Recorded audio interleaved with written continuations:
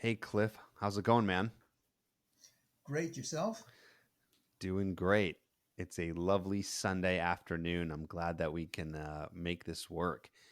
I was very, very excited to do this interview, slash conversation, just because I get a kick out of hearing some of the guys who've been around for a very long time in terms of the dating industry and the old pickup industry. It's just very interesting to me because, I started a long time ago too, but there was people way before me like yourself who paved the way for guys to get advice. So I'm really excited to chat with you about it and hear just about your story and just more importantly too, like hear about some of the things that you learned. So this is going to be fun for me.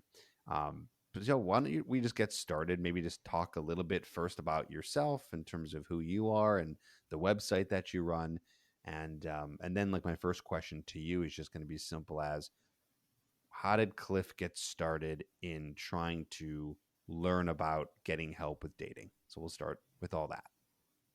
Okay. Well, I guess Cliff's List was an outgrowth of uh, my newsletter, which started because I used to be part of the Speed Seduction newsletter, which back when I started, Speed Seduction with Ross Jeffries was basically the only thing going on at that time. And I got heavily involved with that at that point. At that time, um, I guess you might find it interesting the story before that. Basically, I've always been interested to learn about how to improve my results with women, and basically in the beginning there was really nothing. This is we're talking probably in the early '90s.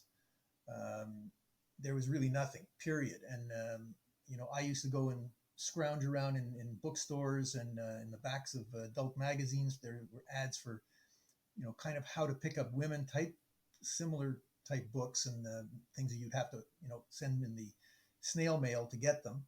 Um, and, sometimes I'd be waiting months for a book that I ordered for $5. And, I used to devour that stuff. Um, Why and did I you actually have devour quite that an stuff? interest. Like what was going like how old were you at that time? What was the struggle for you specifically? Well, I was, it's funny because I had my success with women has always been sporadic. I've never achieved what I would call total consistency, like I hear from some of the guys. I'll go through periods where I'm like, you just knocking it out of the park, and then other times it just can't seem to open the jar at all. Nothing happens. So that's been my history. So I'm always been trying to improve by constantly seeing what's going to actually tick off the box, and then result in my having a permanent solution for this thing. Which honestly, I don't think I've still yet got there, but I'm way ahead of where I used to be. That's for sure. Um, but again, I was going to go back to give you a little bit more of the history of the of how I got involved. Yes. Um, anyway, I've had friends who were I had a couple of friends who were doing really well with women, and in a wide variety of different ways. Uh, there was um, there was one guy who actually my first newsletter was all about him, a guy named Claude, who was pretty much a psychopath, but he was just phenomenal with women. It's a long story. Somehow or other, someone should be able to I may be able to find the original newsletter somewhere and let people read that. I think the story was well explained there. And then there was someone who got known as David X, who passed away a couple of years ago.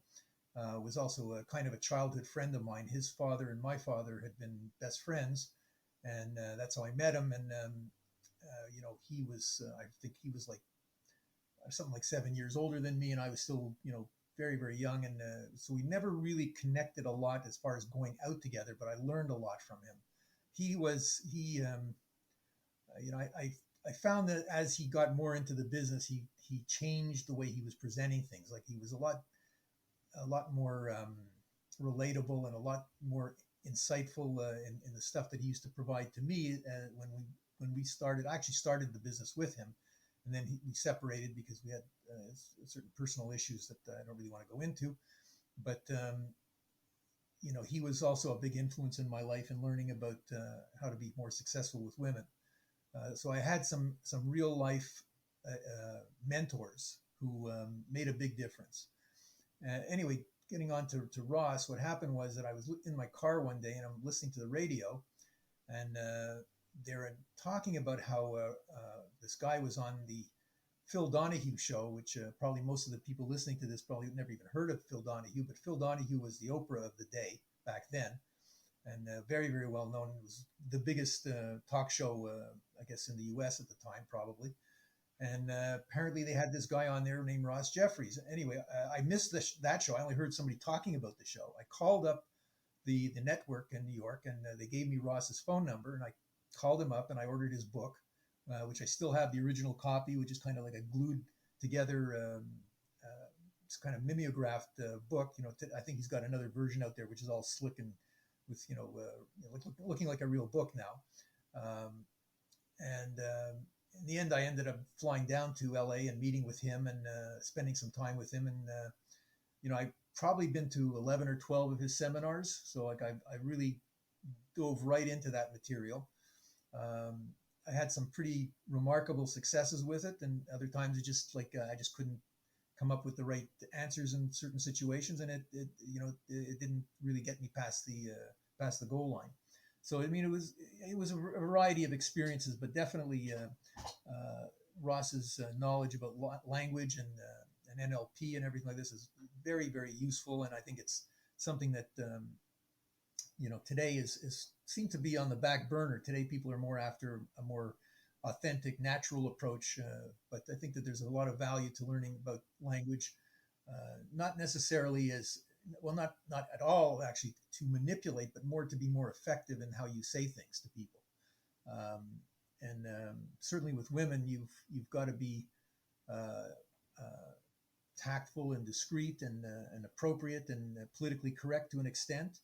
But like I would say all the time, though, women, it's not necessarily politically correct because we're all things that aren't politically correct, but are probably universally acknowledged. Is like we all want what we can't have, and when you want them, they don't want you. So like you've got to deal with things that are not necessarily call it mainstream PC.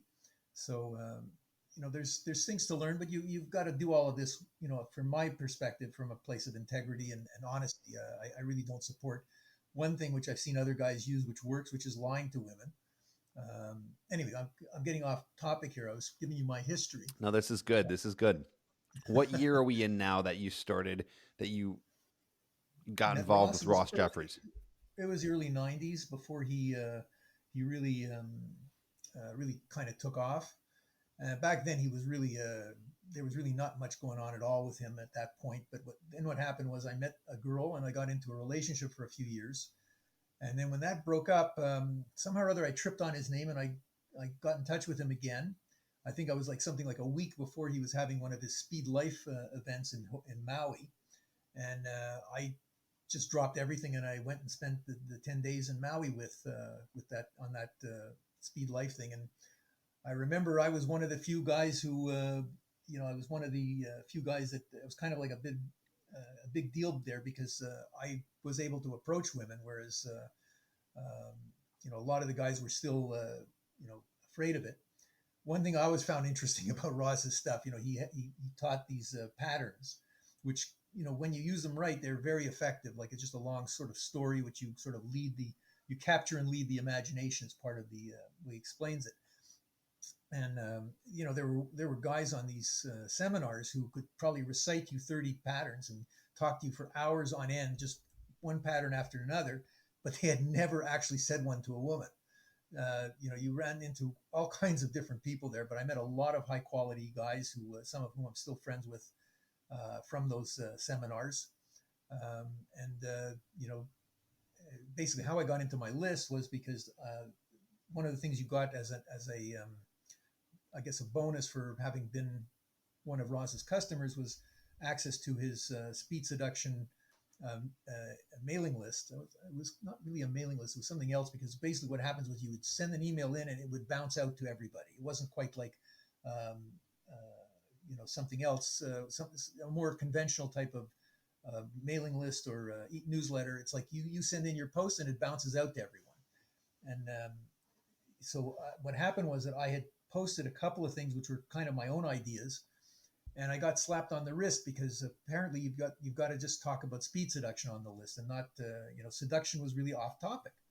So I says, fine, it's off topic. I'll start my own list, and I didn't really expect it to go anywhere, but I started sending out a couple of my own emails to a bunch of friends and a couple of people that I knew from that list, and somehow or other it just people started responding, and it just kind of blew up, and it became really popular, and that was the start of it. And that's again back in the 90s, and fortunately I saved most of the original posts, which I have I call them the archives, which are basically files filled with these things. And those newsletters were gigantic at that time. Many of them were like 30 to 50 pages Wow, sometimes if you were to that's print them out. crazy. Yeah, and it was very, very popular. I was like pretty well known. If you read the game, I'm in there, and Neil refers to my email newsletter, um, which I think at one point in time it was probably the premier newsletter in the community.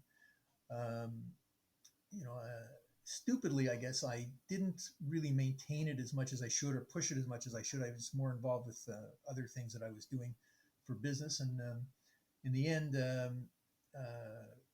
I guess other people sort of overtook its position. But meanwhile, it's been continuous. I send it out twice a week, and it's still going, and I'm planning to expand it again. And I'm actually planning to do a lot of expansion right now. So anyway, back to my story. So Ross, what happened was that I went to the Maui event. I thought it was really outstanding. I had a really great time there, and What and happens at an event like that? well, most of the Ross's events are mostly him in front of the room talking, and then after you go out with the guys, and maybe practice some of his teachings. Uh, were times when he would go out, like I remember he would go out for lunch, for example, and you watch him do an approach and sit down with a woman and start, running through his sort of, I don't know if I call it a routine, but his tactics and his strategies, and it would be pretty interesting to watch how he would handle things. And you'd meet all these guys, and we'd all get together after class. And Ross most of the time was tired and wanted to recharge his batteries, and he rarely, if ever, joined us, if I remember, after hours. After the classroom, the daylight time was over. Um, but I was I guess I was became a bit of a celebrity because of my email list at that point. And I just I should tell you that to me I did the newsletter for just for fun. I didn't have any way to make any kind of money with it, whether through affiliate sales or selling anything, for I think at least 7 years from when I started. It was just sent out for free, done for free. Everything was for free, and I didn't. All I was really interested in was improving myself and helping other guys get better as well. And that's I think an important part of the history of the list, so that gives people an appreciation for where I'm coming from. And it's still today, I do interviews on my YouTube channel, and as we've discussed, my focus is to try and learn how the person I'm interviewing became more successful with women, their journey, and then what they teach, and how they help guys, kind of get it, and become more successful. So those are my that's really my focus on my YouTube channel, and I think you'll see that if you listen to any of the interviews that I've done there. Very cool. Now Very we're cool. from the history on that. I mean, it just keeps going. I mean, I was going to in those days. I think the main thing was Ross's seminars, which, like I said, I've been to quite a few of them. I was on other events, like I was on kind of a relatively famous boot camp that Mystery held here in Montreal uh, with Neil Strauss, and I believe that Todd was on that boot camp, and that was like his first one, and that was the one that spurred him on to everything else that he did. I think I remember Mystery describing him as kind of a nondescript guy who just really applied himself to the stuff that he was learning, that he was taught, and really became good at it. Um, so I mean, I remember I've been on a lot of different boot camps, and there was a lot of different things that I was involved in over the years. I've become very good friends with Steve Pickus, Steve P in the game. Yep, I remember that guy, or of that guy. Yeah, well, Steve was introduced to me by Evan Pagan, David D'Angelo, and we've been friends ever since. And Steve is like a master hypnotist. He's mastered NLP, but he's kind of like a cut above everybody. I don't know if you're familiar with him, you're aware of what he does with his White Tiger Tantra, and he's not really a dating coach, but he's a complete master. His understanding of language, he's a former biker. His understanding of language and female psychology in his way is just completely unique. Um, and it's really a level above most people. Um, you're just not going to find someone who's as sharp as he is. It's really quite remarkable. I'm always impressed at some of the stories that he tells me. So I've been friends with him for a long time. I used to be, reasonably good friends with Neil. I've been to his home. I remember him telling us stories about some of the women he was dating at the time. There's all kinds of stuff I've been through in my time with this. I Hey, remember you met all the meeting OGs. well, like Owen and Nick from Real Social Dynamics. I met them before there was a Real Social Dynamics. They were just guys who were part of. There was what did you call that? It's like a website, but it's a chat, not a chat, but a place where people would post their. Just the word that describes it is just escaping me at the moment, but it's basically a website where you would post your stories and people would respond. Yeah, the forums. Called the Think of the There was forums. Mysteries Lounge. It was Mysteries Lounge at one time, Yeah. and then it changed name to Underscore, and you had to be recommended as having skills in order to be on it. So it was supposed to be a forum of only the experts, of only the best of the best. And I remember that there was an event here in Montreal that they basically had everybody come up to Montreal and have a kind of like a get together type thing. And I remember Major Mark, who I don't know if you remember that name, but he used to be Ross's number one co-trainer. And Major Mark, now he does. He was mainly a hypnotist, and now I think he's completely focused on doing hypnosis.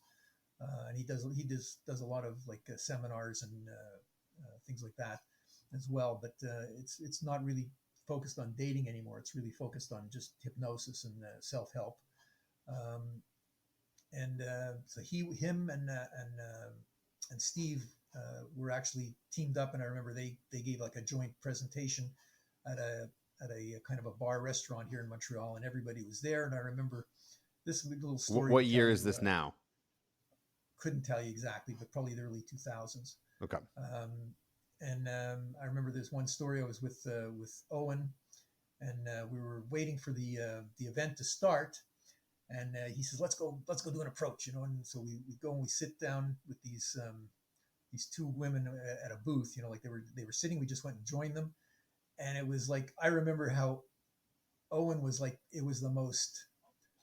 I don't know how to describe it. The most soft, fluffy, delicate kind of way that he approached this woman. It was like I'd never seen anything like it. How he was like, how gentle he was. He was kind of rough. Like, let's get going. Let's go do something. And then when he was in set, he was like this powder puff. And I remember that was really quite an interesting. I couldn't tell you what he said. I don't remember that. I just remember the impression I had from it. And then I actually ended the set because I wanted to go see the speech of these other two guys. And Owen was more interested in doing sets than listening to these two old guys. This was the way it was back then. I mean, he was probably about 20 years old at the time. Him and Nick were there together, and I was actually pretty good friends with both of them, but more good friends, I think, with Nick. Both of them have stayed at my apartment in the Yeah, past. these are the co-founders of Real Social Dynamics, right? Nick That's right. and Yeah, Owen. Yeah. Owen Cook and Nick Coe. Um, so I mean, they've stayed at my place. I've stayed at their place a couple times. Actually, you reminding me also of how I spent 2 10-day periods at the legendary Project Hollywood in Sunset Boulevard in Los Angeles. Any stories that you remember from Project Hollywood? I remember going out one night with the whole gang, and we went to uh, what's the name of that hotel? The Standard. And what happened was, I think Mystery had just some woman had just broken up with him, and he was like depressed. And we're in we go into the Standard, which is like one of the hottest kind of club in this hotel, and he just sort of sat in a beanbag with his sunglasses on, depressed the whole evening. It was like really.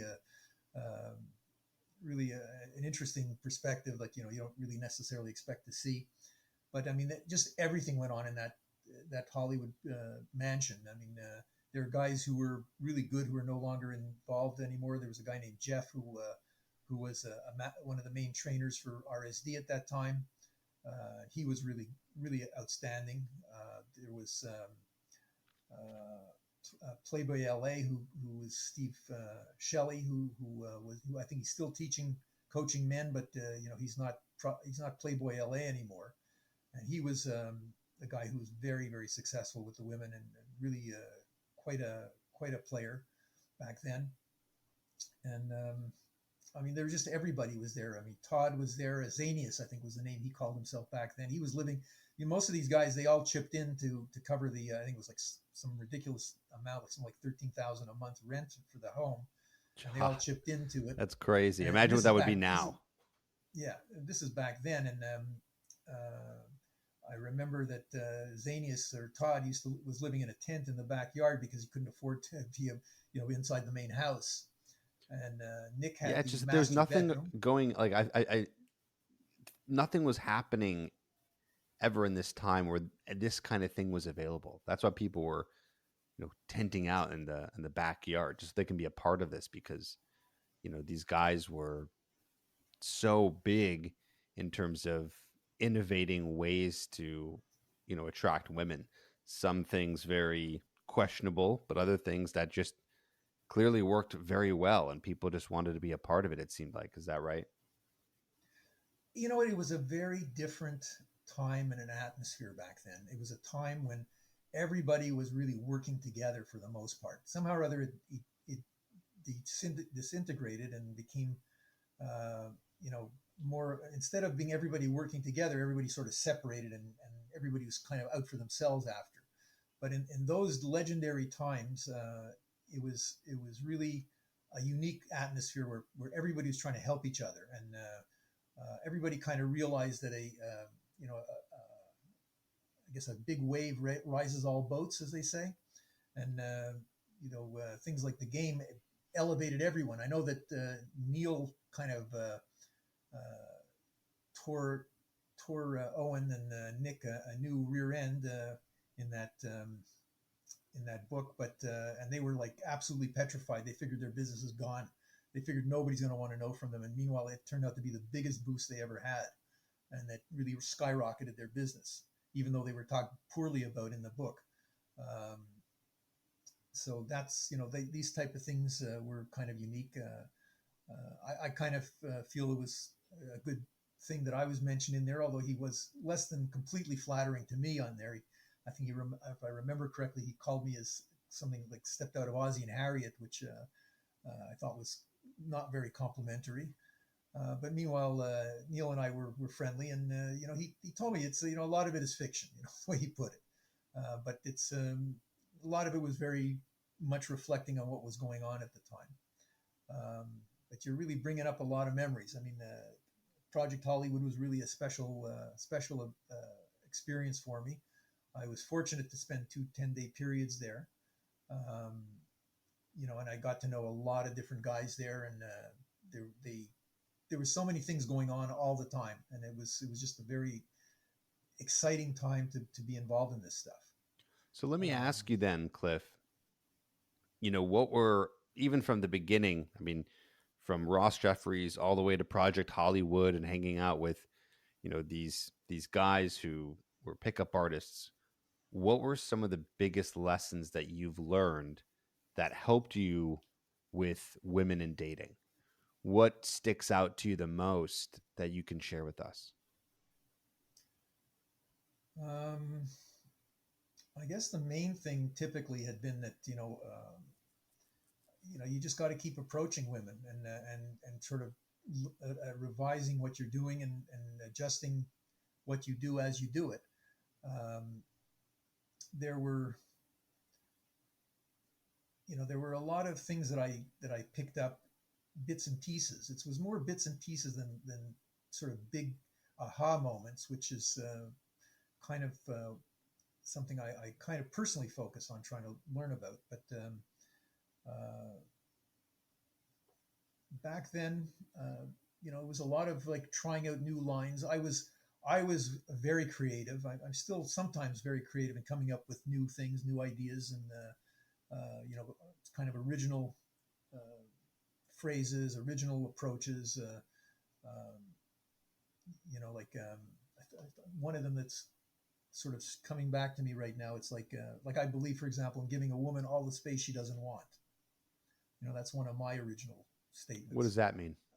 Well, a lot of times, women, you give them a lot of space, and it's an effective way of bringing them closer to you by giving them the space, which they think they want, but they don't really want. And What kind of space do you I mean exactly? well, like for example, if you're starting to date her, um, and this is a bit of an elaboration of something I learned from David X, which is he used to tell me. He says, "Let her worry about you." You know, um, Instead of you always worrying. I'm like, should I call her now? Should I do this? Should I do that? Him, he used to do whatever he wanted when he wanted. Like if he felt like calling her at 3 in the morning, he'd just pick up the phone and call her. Whatever he felt like doing, he would do. And and he'd let her worry if he didn't call her for a couple of days. Let her worry about it. No, don't you worry that you're losing touch with her and she's that think that she's getting turned off because you're not around. He says let her worry about you, and I found that a very insightful piece of advice. Um, Instead of you focusing on you being concerned about her, think about her being concerned about you, and that increases your own personal perception of your own value. I think so. Right. That So type of you're advice is not, yeah, you're not overanalyzing it too much. You're just doing whatever you want and then seeing what happens. exactly, exactly. So those are the kinds of things. It was mostly little bits and pieces of wisdom rather than big chunks that I came across is what I things that I remember. Um, I'm just not coming up with anything off the top of my head at the moment, but there's always something. The more you talk to me, the more will come out. I think. Sure. Well, when you were doing approaches, do you have any stories that you remember of an approach that you did that worked really well? I mean, anytime. Well, I remember I met this guy here in Montreal who his brother I had met at one of Ross's seminars. His brother, I think, lived in the States, and he said, "You should, if you live in Montreal, you should meet my brother. He lives up there." And we started hanging out. His brother was quite a character. And I remember one of my, I don't know if it's an original opener anymore. I don't know if I think it's original. I used to go up to women and say, I look at them and say, "Hey, aren't you, you look exactly like, it's amazing how you look like this person. It's just." And I would drag it out, and like she's got her tongue hanging out, waiting to find out who does she look like. And then if I tell her, you look exactly like somebody I should meet. And I used to do that, and and I used to do that a How did that lot. And work out, that one? it was all over the board. I mean, some women, I learned that you've got to figure out does she have a sense of humor or not, because some of the women didn't, and I could start to sense when I shouldn't go with the punchline and go, you know what, you're not really who. Now that I've spent a couple seconds talking with you, I realize you're not that person. I said, but you look like, you look like you might be somebody I should talk to anywhere, whatever. Something a lot. I'd really flatten it out because I saw that for some women they really didn't have a sense of humor. It was the wrong thing to do. But it worked very, very well many times. And I remember when I used to go out with that guy that I mentioned to, I used to get very exaggerated in how I would do it. And he was just like cracking up like crazy how I would, you know, make a much bigger thing out of it than it could have been a very short little thing. You look just like, somebody I should meet. It could be just like that, or it could be dragged out for like minutes on end, and really have the woman just hanging on there waiting to hear what that who she looks like, I think.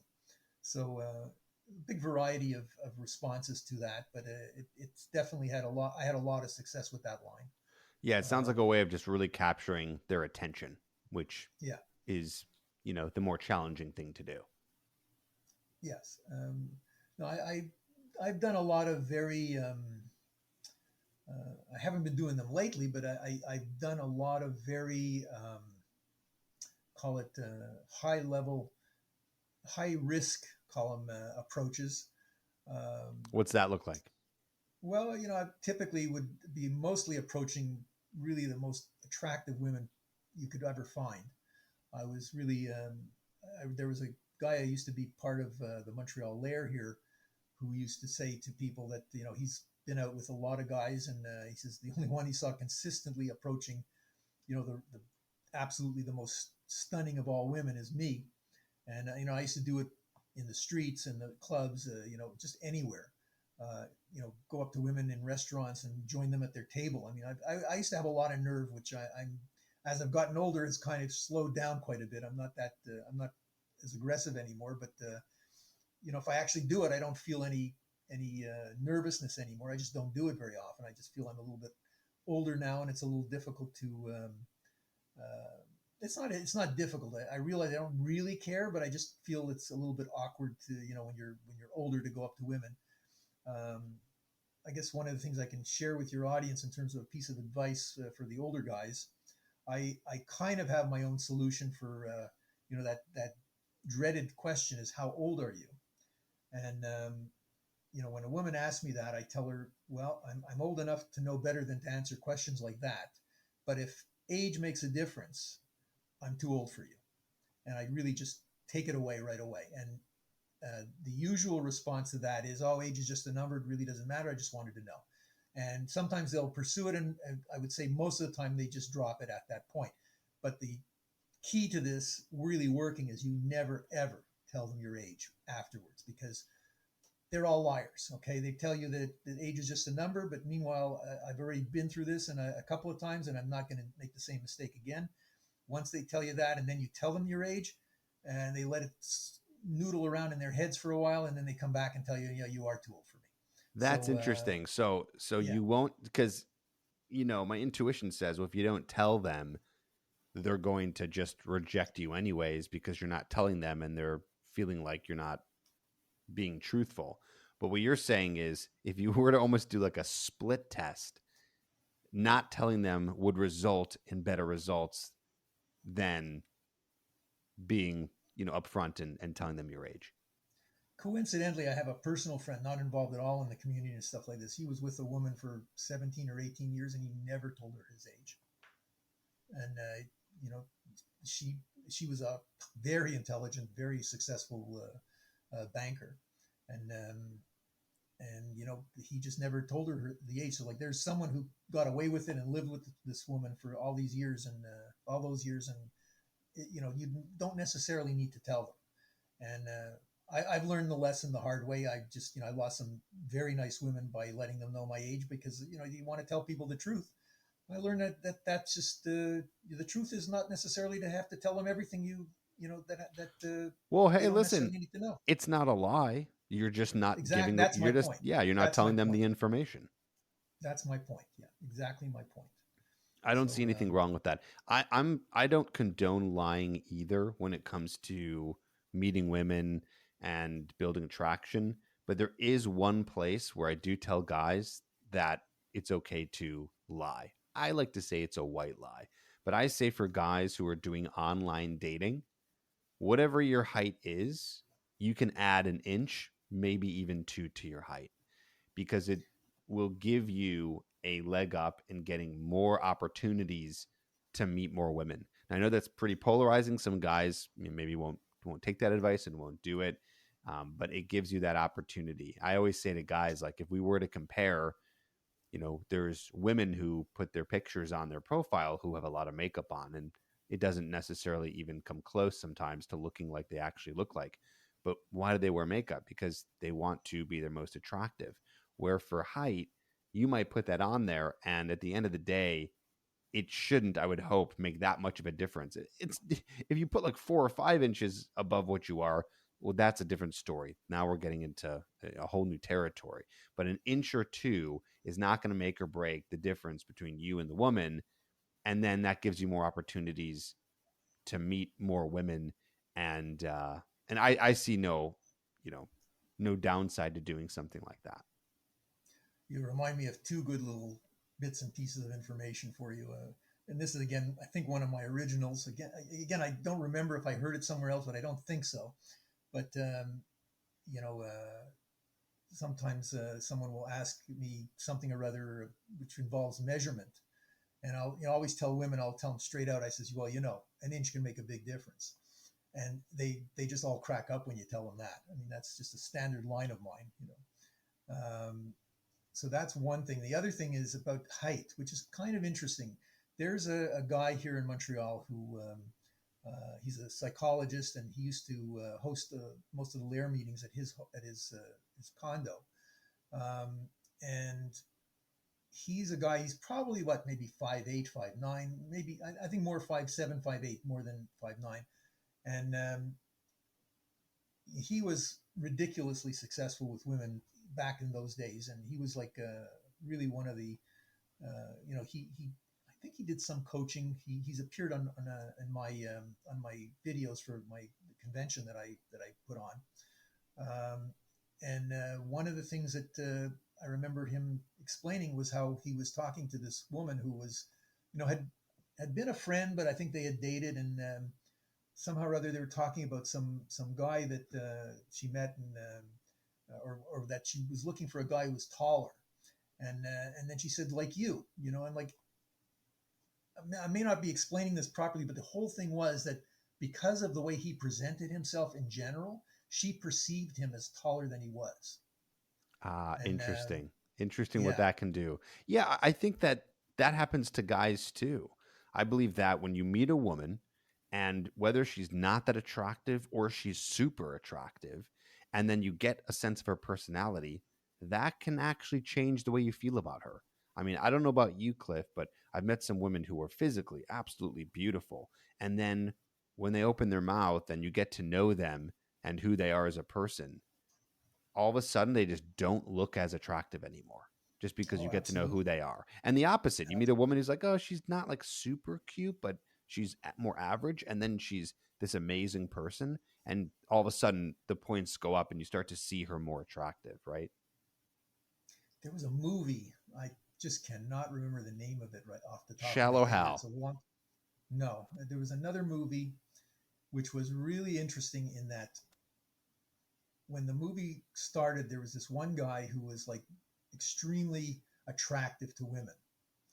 And as the movie went on, and you kind of got to know him a bit, and saw some of his warts and things like this, he was the same guy, but he just didn't look attractive anymore. He was like, there was like this, he kind of degraded. I don't know how to explain it, but it was a very, very, and this was a movie that was kind of epic. It was about, um,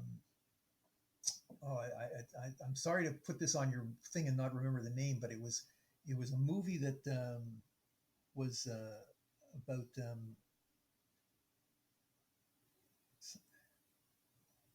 I have seen a lot of movies, so I'm trying to figure out if I can help you here. it was a movie that Truth Lies and Videotape, something like that. Sex, Lies, and Videotape. Could be something like that. I can't remember the name.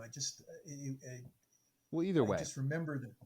But anyway, that was a very interesting movie, which had a very interesting message in that what you look like can be affected by, what you really are. And uh, you could see the transformation in the guy without. It was just really remarkable. I mean, it's too bad I can't remember the name. Truth Lies in Videotape, was that it? I Sex, thought that was Lies, the and name. Videotape might be It that might one. be that. That might be I it. know That of that might be. movie, but I never seen it.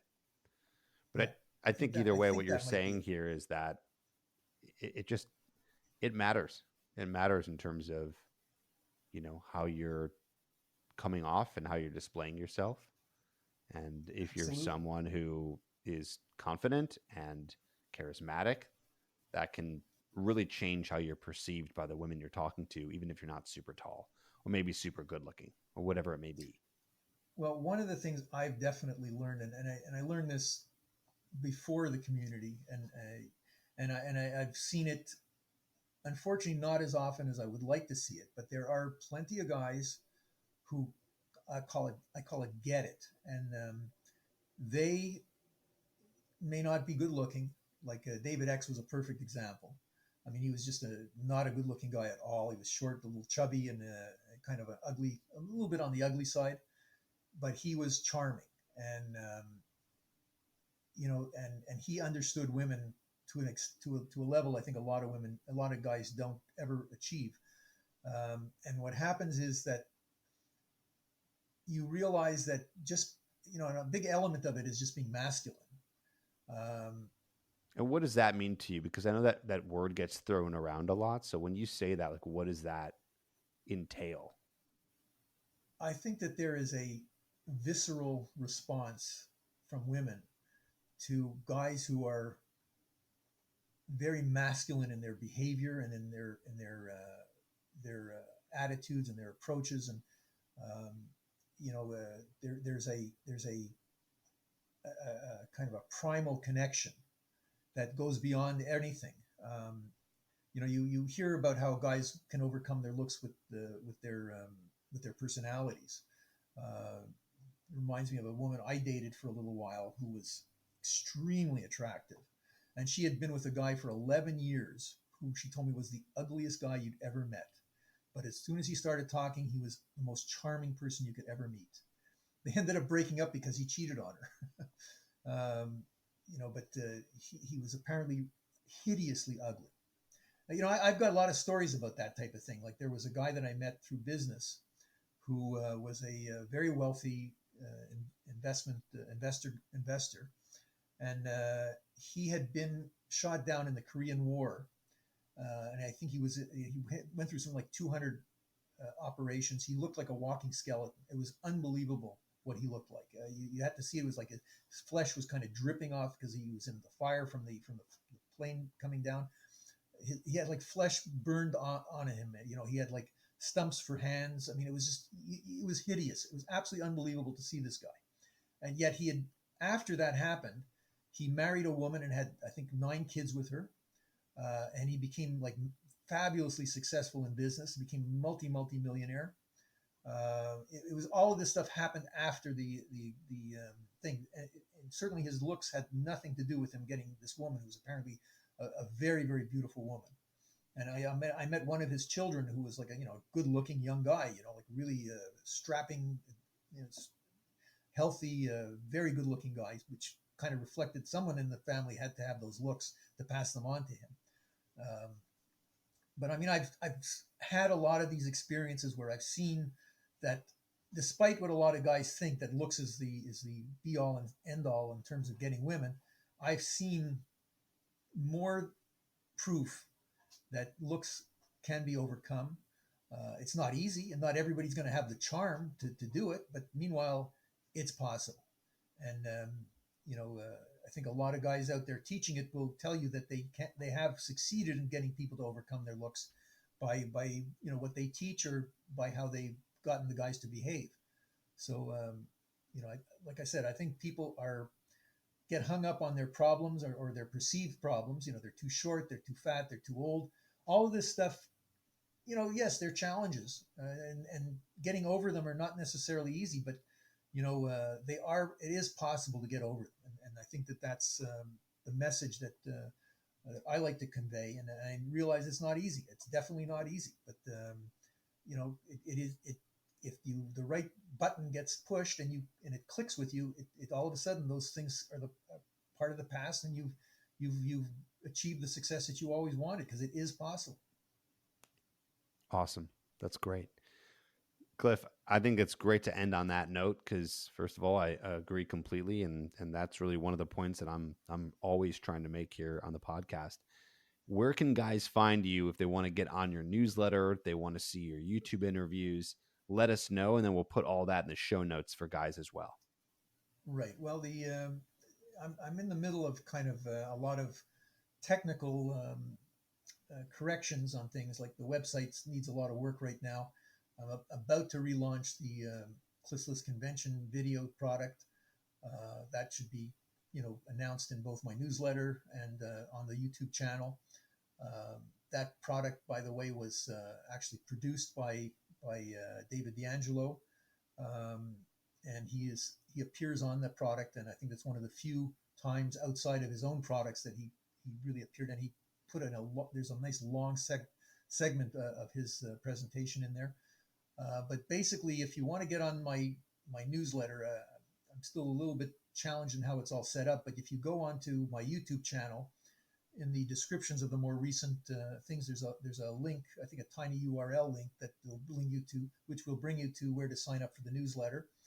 And my YouTube channel, I think it's just you just go to youtube.com/cliffslist, and if that doesn't work, just search for Cliffs List on YouTube. You'll find it right away.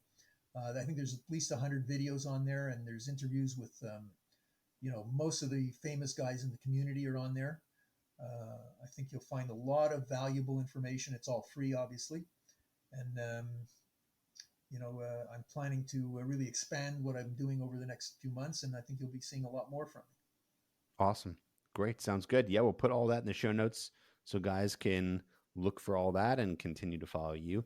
Cliff, I appreciate you doing this. Like I said, I was looking forward to it because it's always interesting to hear about the history of the dating advice market and just where people have come from and where it's come because I mean myself, I like many other guys discovered dating advice through the pickup industry and got the book The Game and read all that stuff and then I just became so immersed in all the information that I went ahead and I started my own thing in the way that I thought it should be taught in the best way possible. So it's just always great to talk to people who really pioneered the way for people like me because if you didn't do what you were doing with all these other guys and they weren't doing that and that book wasn't written, I don't know if I would be where I am today. So yeah, it was just great to have you. Thanks again for being here. Well, thanks for having me. Sorry, my memory isn't as sharp as it should be, but it never was. So that's unfortunately about as good as it gets anyway. That's because But Cliff, thanks very how much. old are you again? As I've told you, I'm smart. I'm old enough to know better than to answer that question. There you go. I was waiting for that. Awesome. Well, thanks so much. And guys, check out his stuff in the show notes. Thanks. Thanks again.